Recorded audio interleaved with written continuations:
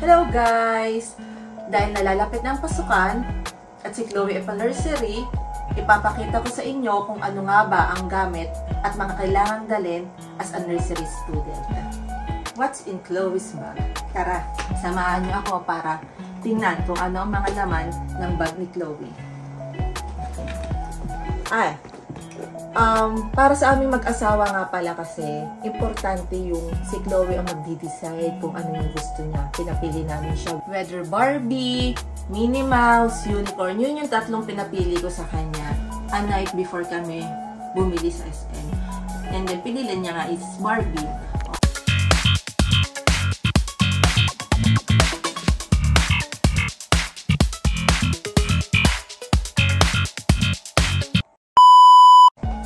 Sa nursery kasi, yung bag nila dapat di trolley. Kasi, sa gate lang namin maihahatid si Chloe, tapos bahala na si teacher hanggang paloob ng classroom. Kaya trolley para, since 3 years old pa lang sila, hindi nila bit-bit sa likod yung bag, kaya bihila. So, eto. Unahin natin itong lagayan ng baon niya. Okay. Dito ko ilalagay yung everyday baon ni Chloe sa school. And then, syempre, nilagyan ko pa din ng personalized na keychain para may identification na kay Chloe itong lagayan ng baon. Okay? Oops. And then, next, ito, may inuman na kasama talaga yung bag. Nilagyan ko siya ng name, personalized name, para kung mawala man, alam na kay Chloe to. Isosoli man sa office, malalaman na kay Chloe. Ito. Chloe Hamon na. Kasi syempre, madami Chloe sa school, at least alam kung ano yung surname. And then, okay, ito muna. Alcohol. Kasi pandemic pa din naman. I mean, may COVID pa din naman, so, yun. Alcohol. Chloe Hamon. Okay. Ito na. Simulan natin dito.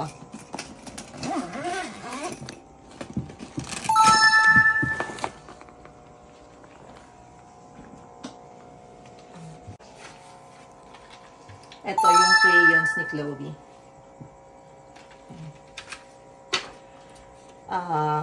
Nilagyan ko din siya ng name. Kasi syempre, hindi maiiwasan sa mga 3 years old na may mawawala, may ilalagay kung saan. So, ayan. Nilagyan ko siya ng name. Personalized name. And then, ito, ginawa kong pink. Ito lang yung nag-iisang pink kasi hindi makikita yung white.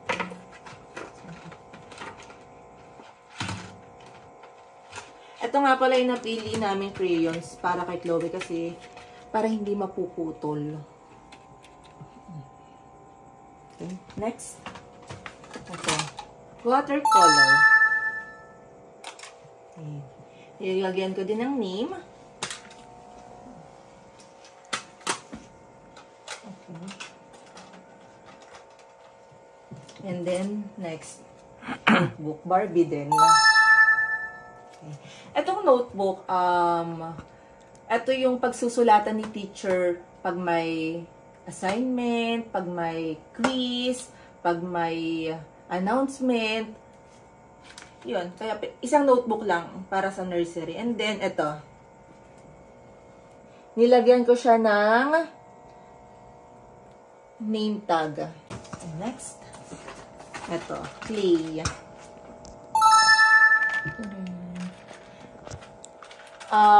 Yung gantong clay, kasi actually may binigay yung school nila na listahan kung ano yung mga need.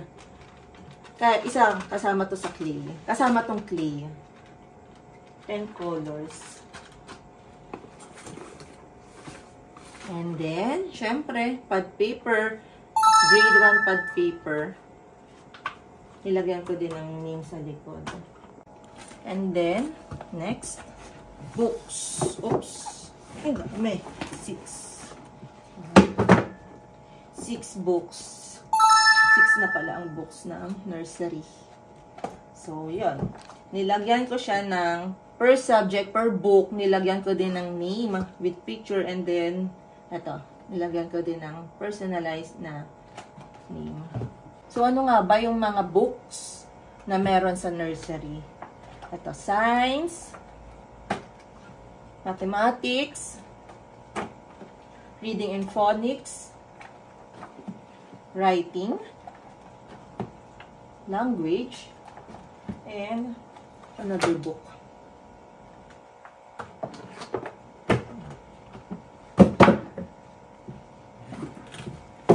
Susulin natin sa bag. Proceed naman tayo sa ibang part ng bag. Siguro dito pwedeng ilagay yung cash na pwedeng baon ni Chloe para kung may nagustuhan siyang bilhin sa canteen. Pwede. May, ang dami zipper, oh. Ito. Pwede din ilagay kung ano man.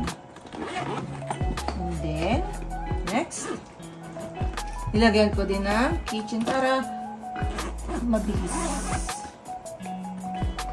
Mabilis i-open. Okay. Pencil case. Chloe's pencil case. Open natin. Let's see ano ang laman sa pencil case. Yun. First, scissors. Ilagyan ko din ng name para hindi magkawala. Siyempre, pinta din. And then, ruler. Siyempre, may name pa rin. And then, pencil.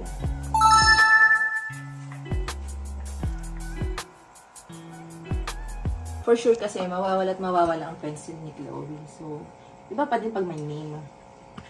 May identification na kung kanino man. Okay. Next. Okay. Sharpener.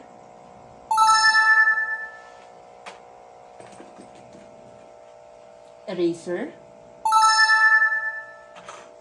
And glue. Yung pinili namin glue is etong glue stick. Kasi yung liquid, ang messy niya pag nag-a-art si Chloe. Pag nag-a-art si na Chloe, ang messy gamitin nung liquid na glue. Kaya, gato, glue ang binili namin this time. Okay. So, next. Wala na. Tapos na tayo sa bag. Next naman, yung black shoes and high socks ni Chloe. Ang cute kasi ng uniform niya na Chloe, ang chicks talaga. So, pinili namin high socks. Okay. Black shoes. Siyempre, Barbie pa din.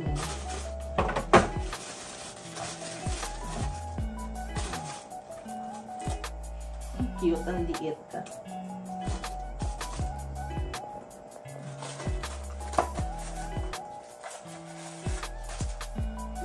Cutie.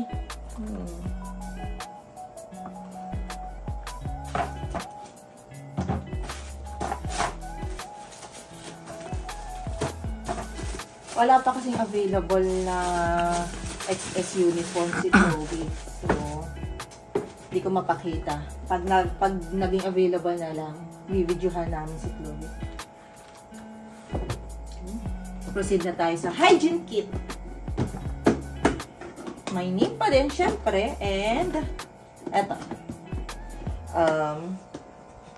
Yung lahat ng ganito, nilagyan ko din ng section nila. Nursery fate.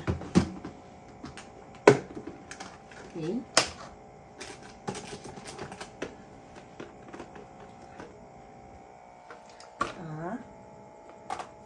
Toothbrush and toothpaste. Niwalay ko ng lagayan. Record, Ben? Oo. May kasama talaga. May kasama din sa list. And then, syempre, powder. Para mag-play man sila at pagpawisan before umuwi. Mag-freshen up sila. And then, perfume. Oops! And then, perfume. And then, itong mask, kasama pa din talaga sa list kasi siguro may COVID pa din talaga. Mask. And then, syempre, personalized comb. Available sa aming JRK items. Itong mga gatong name sa mga watercolor, itong sa crayons. Pwede po magpa-personalized. Description link. Dito, sa JRK items. And then, wipes.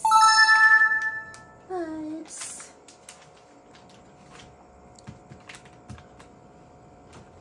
And then, face towel. Tcharam! Siyempre, may name pa din ng Chloe. Available din po sa JRK items. Pwede nyo pong i-follow yung at i-like yung page namin. May page po kami and then may Facebook account din. Ito Nasa description link po. Ilalagay namin sa description link. Ito, washable na siya. Pinalabhan ko na din siya Pinalabhan ko na din siya para malaman kung pag nilaban ba maaalis o hindi. Hindi talaga. Kasi quality talaga yung mga ginagawa namin. Ito siya, Kasi, yung pamangkit ko, laging nawawala ng towel. So, ayun. Iba pa din pag may name. Para kung sino mang makakapulot, pwedeng ipaghanap. And then, tissue. Soap. Soap with name, Chloe J. Sa JRK items din po. Available. Lahat ng pwede po namin gawin na personalize yung mga gamit ng Junakis nyo, ng mga little one nyo. Kasi, yun, iba pa din pag may name. And then, eto, kasama din sa list na may extra clothes. Pakita ko pa ba? Sige. Extra clothes ni Chloe. Tcharam! Kasi siguro pag, bakit may extra clothes? Siguro pag sobrang, especially pag PE, every Friday, siguro pag sobrang nabasa ng pawis. At saka siguro pag halimbawang nagkadumi yung uniform.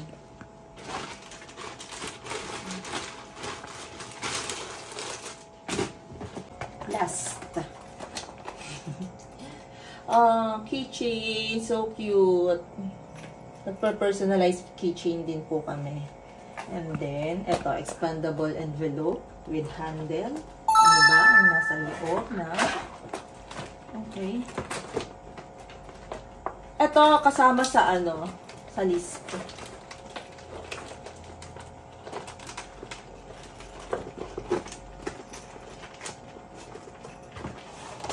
Okay. 2 long folder with cover. Ilagyan ko din ang name. And name. 2 pieces. And then, para saan? Siguro pag yung mga artwork nila, dito ilalagay.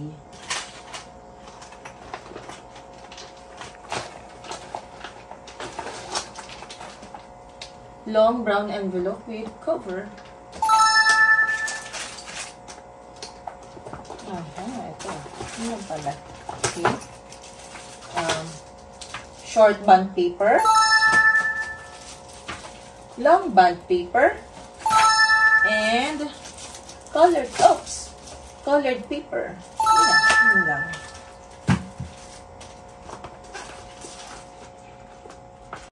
Yun lang pala. Yun lang. That would be all. Ito lang. Yun. Ito lang po ang mga things na kailangan ng nursery student. Yun lang, no? Ito lang. Pero, hindi nga yun lang eh. Imagine sa 3 years old, ha? Ito yung gamit nila sa school. Ang unti, tingnan para sa mga matatanda, pero para sa 3 years old, parang ang dami na din.